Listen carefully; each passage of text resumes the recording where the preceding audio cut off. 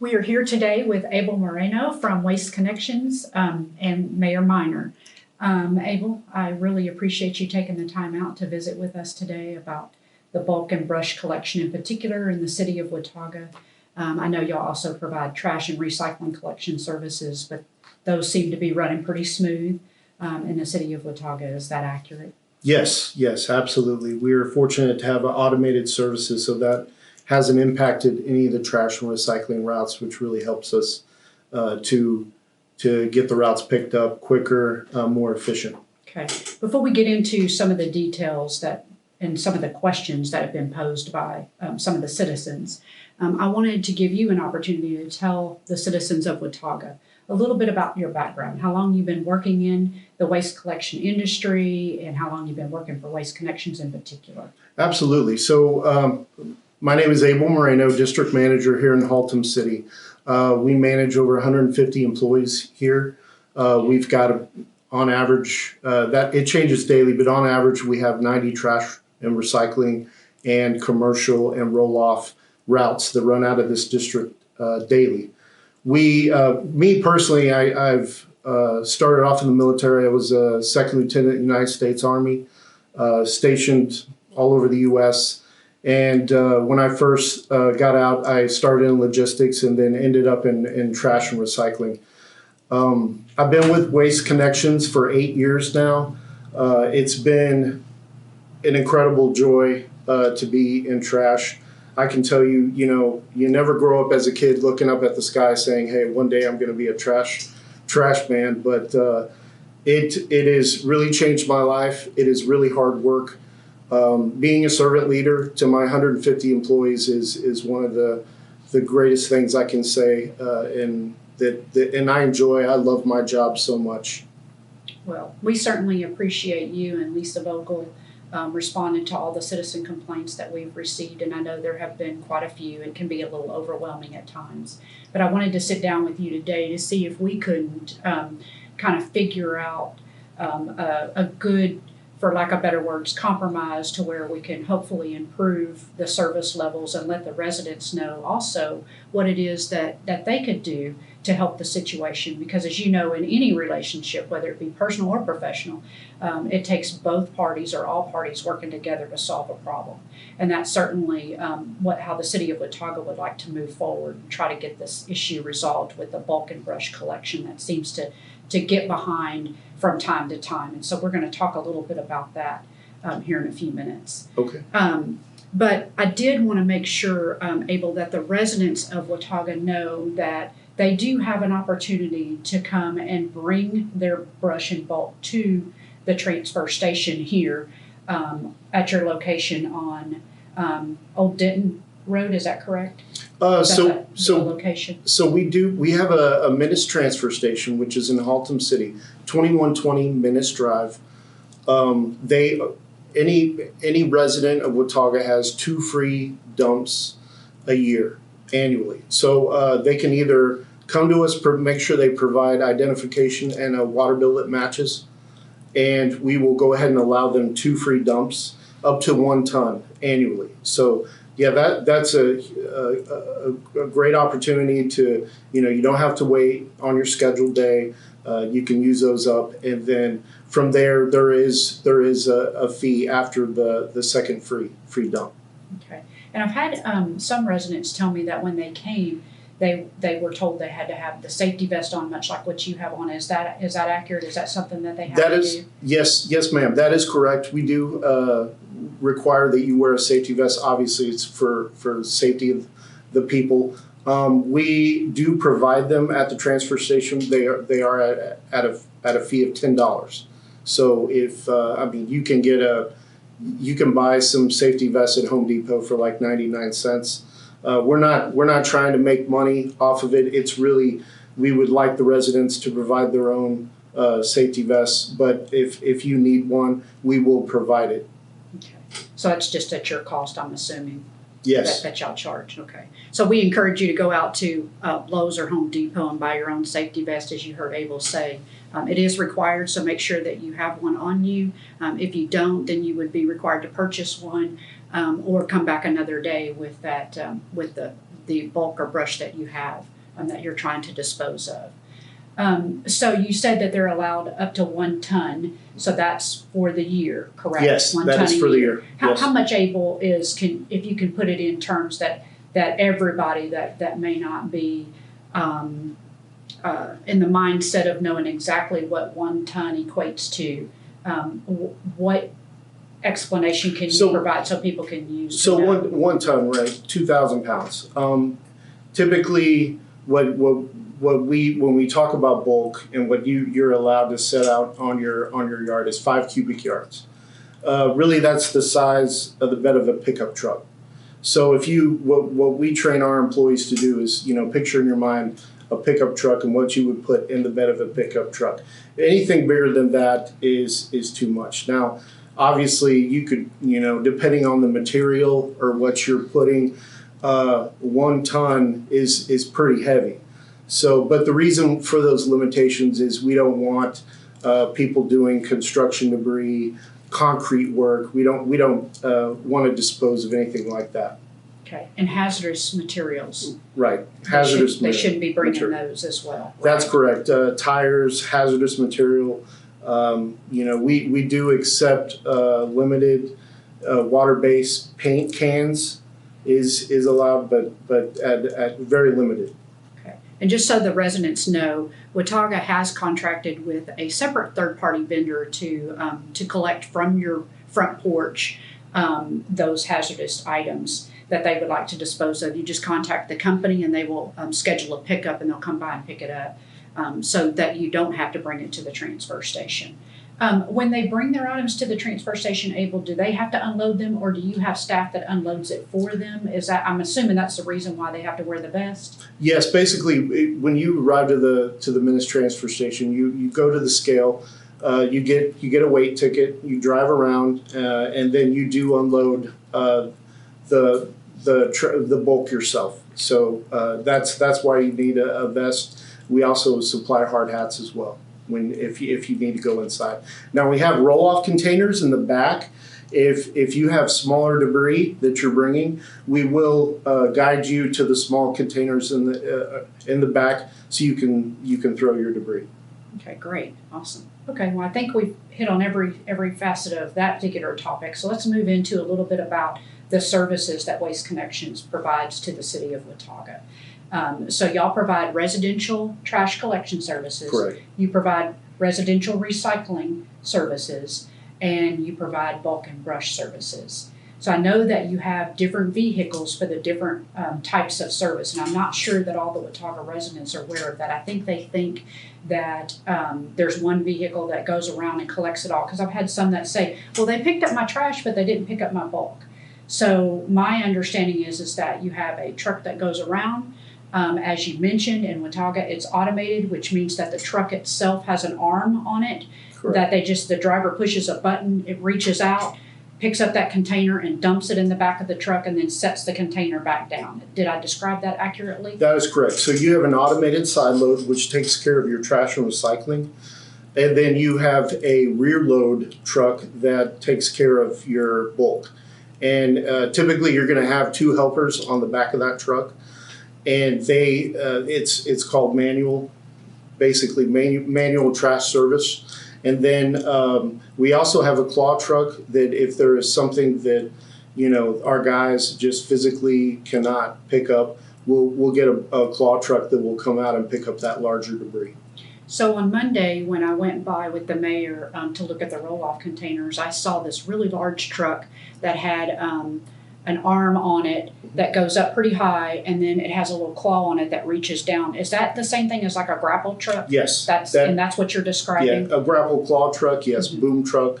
Okay. We do have those vehicles, and that if you've got something out that maintains within the guidelines, but it's just physically impossible for our guys to pick up, we'll bring a claw truck out. And that's important too for Waste Connections. It keeps the cost down, because if you don't have that type of apparatus, then you could potentially end up with some workers' comp claims, I would imagine, because Correct. You could hurt your back real easy trying to pick something up that's too heavy. Correct. So I'm sure that y'all have guidelines that your employees have to follow where they can't pick up something over a certain size or a certain weight. Right. because that helps with your workers' comp. If your workers' comp goes up, then our rates go up next time the contract is up for renewal.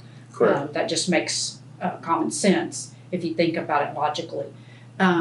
So the rear load trucks that you were talking about, where you have the individuals that ride on the back of the truck, when they reach the location that has brush or bulk out, they jump off the back of the truck and they physically pick those items up off the curb and dispose of it in the back of the truck.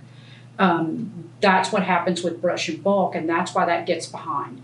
I'm guessing because it's a more manual process, as you said. Right. So my next question, Abel, is that I know, having worked in local government for almost 20 years, that there are certain guidelines that you are required to follow in terms of how much you can carry in those trucks before you have to then go to the transfer station yourself and dump that so that you can go back to the route and start collecting. So can you describe that a little bit and talk about those requirements? And I believe those are handed down by TCEQ, is that correct? That's correct. Also, the Department of Transportation requires us to limit it to 10 tons of what we can put in our vehicles.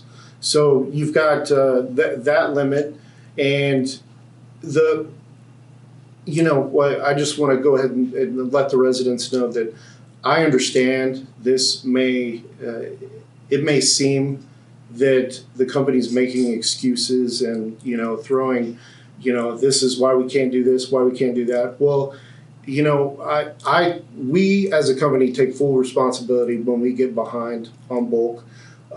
It is a very hard job, and I understand, that the residents have expectations, and whenever we do get behind, we have a plan and we work closely with the city.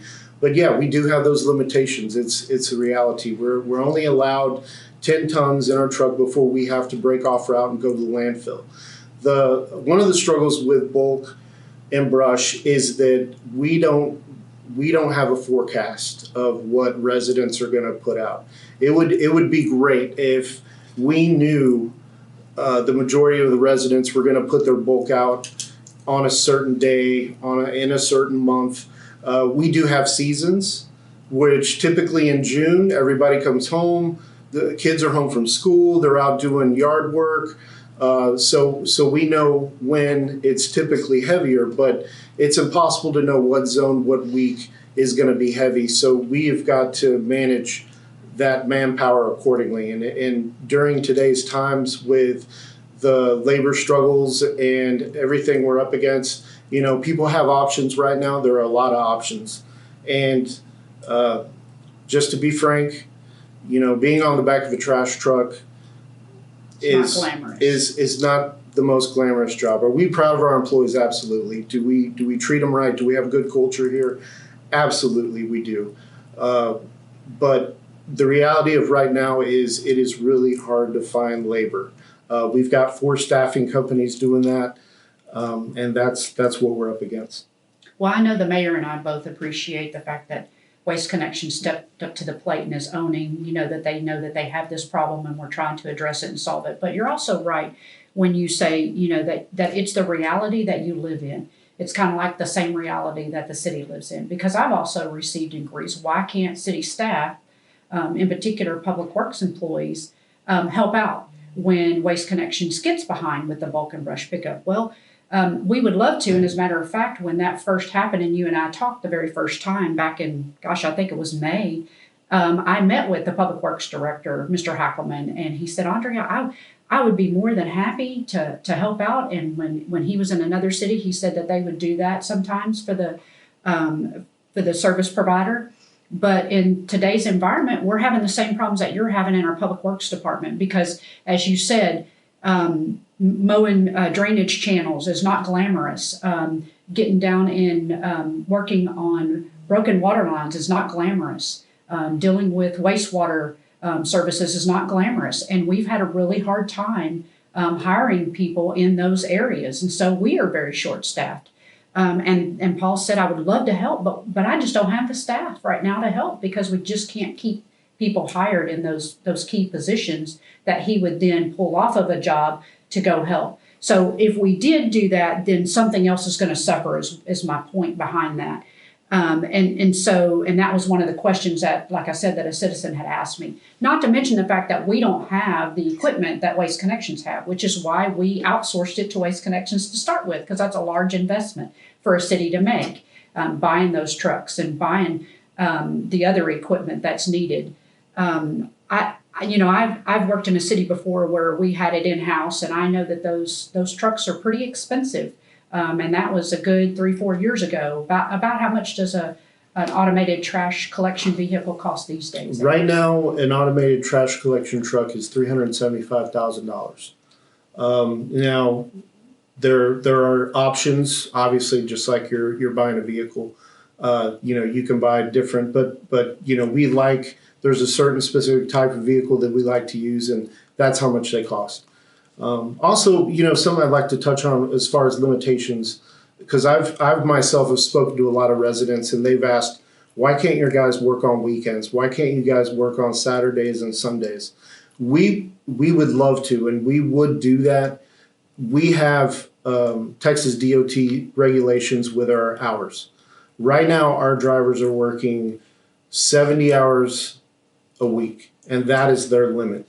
Now, if we had availability to allow drivers to work on Sunday, extra hours, pick up extra overtime, we would by all means do that. But we're pretty much maxed out at 70 hours. And they'd probably love the overtime, right? They would. Yeah, because I know city employees are like that. Mm-hmm. But yeah, you're right. There are limitations that we have, and they're not. I know a lot of people feel like they're excuses, but I get it. I understand, because while my limitations are different on the city side than yours are, we still have them that we have to deal with as well. So I definitely get that. Abel, one of the things that we've done recently to try to help was you and I had a conversation about a week and a half ago, maybe 2 weeks ago, that we would place roll-off containers in 2 locations that would be in an area that would allow those in area or zone 4 and 5 to dispose of their bulk and brush, in hopes that people would do so, and then y'all could get caught up and then start back with regular service for all areas or all zones with your first pickup in August. And so y'all did that. We put the roll-offs out there. As I've said a couple of times, the mayor and I drove by on Monday of this week, and we noticed that people had filled them up, and there were items that were stacked outside. And that was one of the questions that I received from a resident. She asked, will they be emptied? And the answer is yes. And then do we just pile it on or leave it in front of the dumpster? So if you could talk a little bit about what's best for the residents to do in regards to disposing of the items that they brought to the roll-off containers that are now full. We hope to increase the frequency, and that we hope that fixes the problem. So we are going to increase the frequency of when we pick those cans up, but also we don't want the residents getting hurt trying to throw bulk and debris on top of things and possibly it coming down on them. If the container is full, hopefully it's not, but if it is, just put it in front of the container. Waste Connections will take care of it. Okay, perfect. Also, I've had one other resident, and she had actually mentioned to me that she works for a municipality.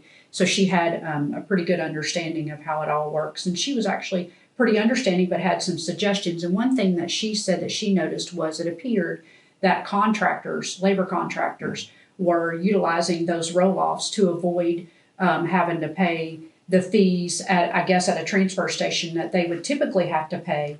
And so have y'all noticed any of that? And what do you recommend the city could do to discourage those contractors from being able to utilize those dumpsters? Because that's really doing it at a cost to the city, which then ultimately gets passed on to the residents through their bill. Right. So that absolutely happens. And unfortunately, it happens a lot, specifically with these roll-off boxes. This is a situation where we're trying to help the city. We knew this was going to happen, that, contractors are going to utilize these roll-off boxes.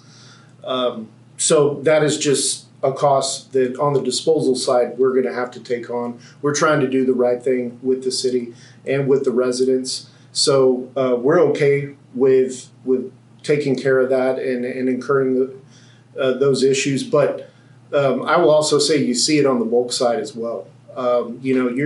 you're going to have plumbers, you're going to have contractors that are going to tell the residents, just put it out on your curb. They'll take care of it, and they'll put it in your cost that they're going to dispose of it. They add that onto your bill. So pay close attention, please, when you're dealing with contractors and they tell you, just throw it out on the, the curb, that the trash company will take it. Make sure you question that, because all too often we see that, and we know, and that it's part of doing business, right? We're not going to question every resident.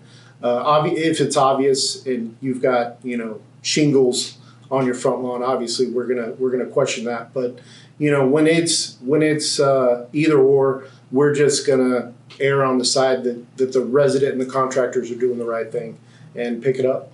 But that's a good point, Abel, and do make sure that you look at your contracts, because he is right. I've experienced this before. Had residents come forward, and turns out that the contractor charged them for hauling and disposal of whatever debris it was, or tree trimmings, and then they put it on the curb for the city or Waste Connections to pick up. And so the resident really is paying for it twice, because they get charged for that monthly service for that, and then the contractor's charging them for a service that they're actually not providing to them. Right. So definitely take a look at those contracts and make sure that you're holding those contractors accountable, much like we are with Waste Connections. Let's see what else we have here. I have an individual, Abel, that said, what about Zone 3? So I know that you talked to me earlier about where y'all were. If you could just kind of update the residents where we are today, Thursday, July the 22nd.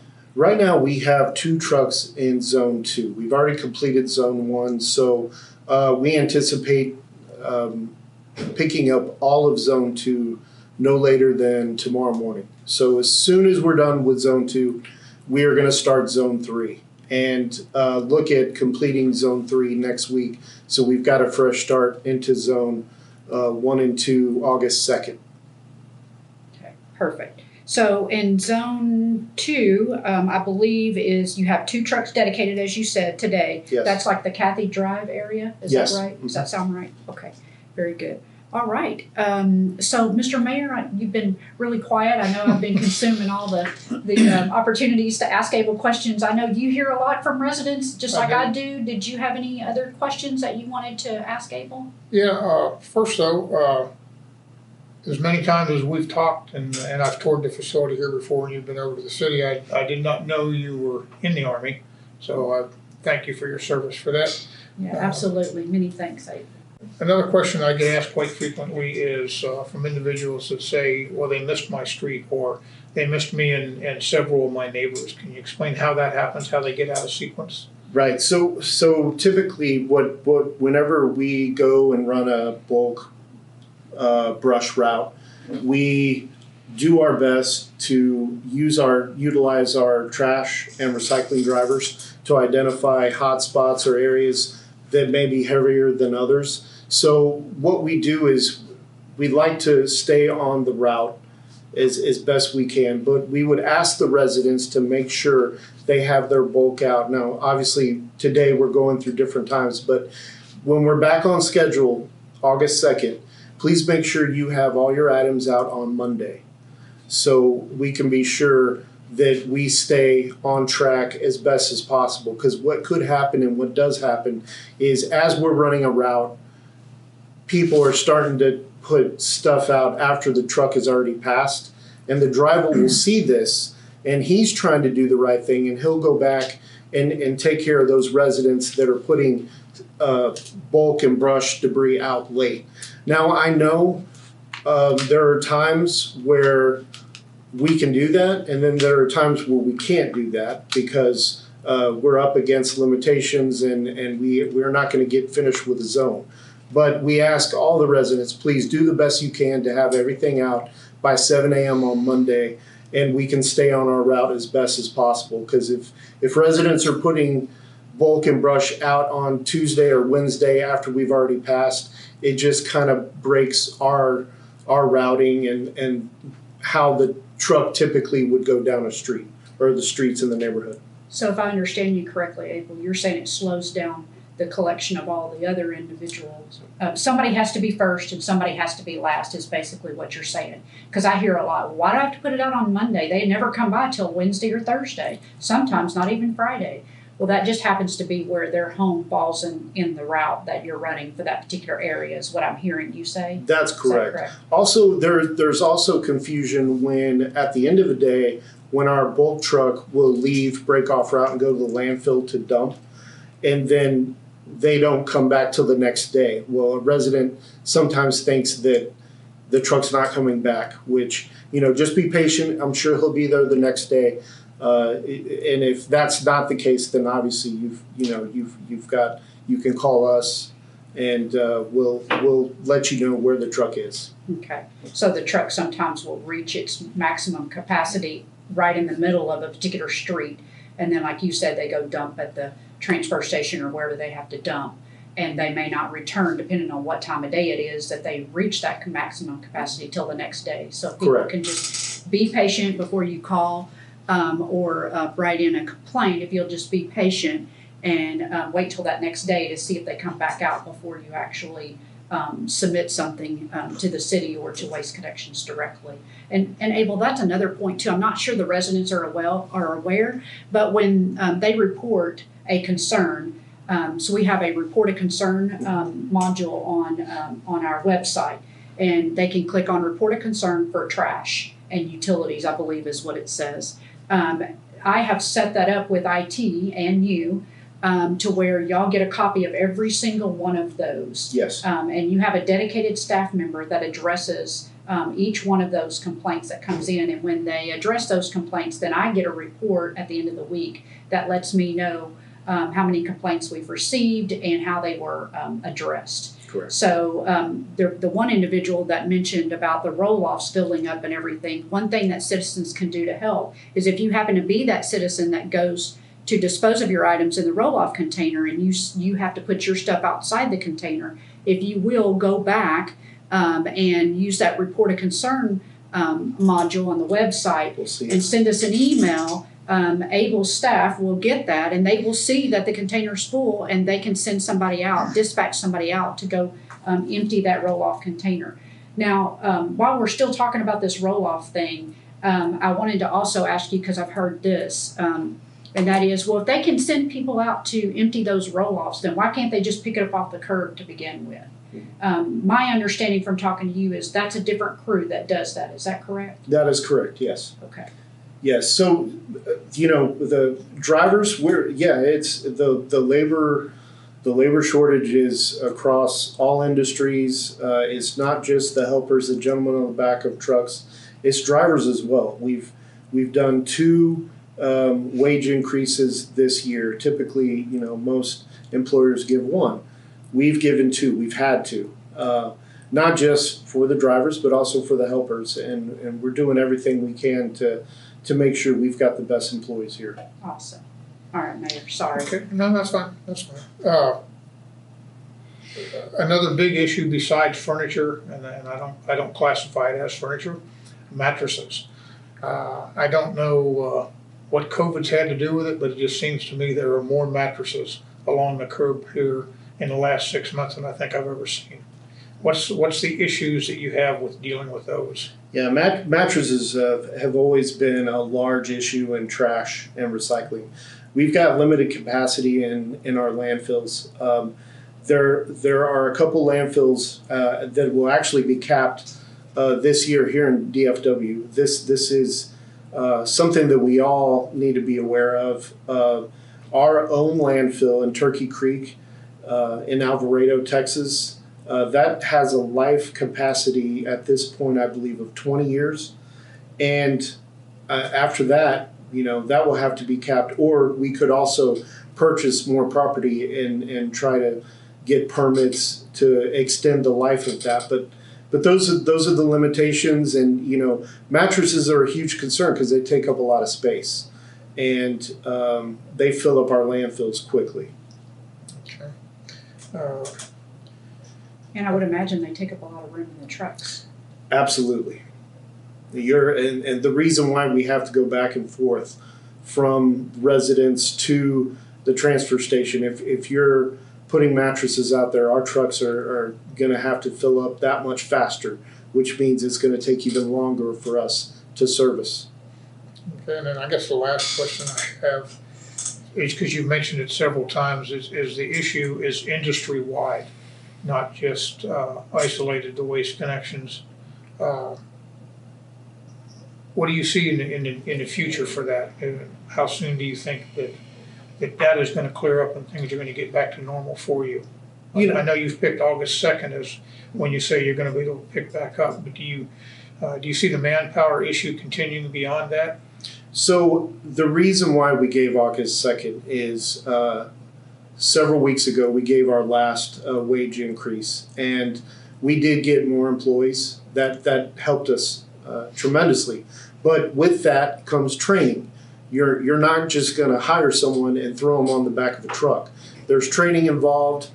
Same with the drivers. So we knew that increasing the wages would help our situation, but we also needed time to train these new hires to get them on the back of trucks. And we feel here August 2nd we'll be able to maintain and get back on track.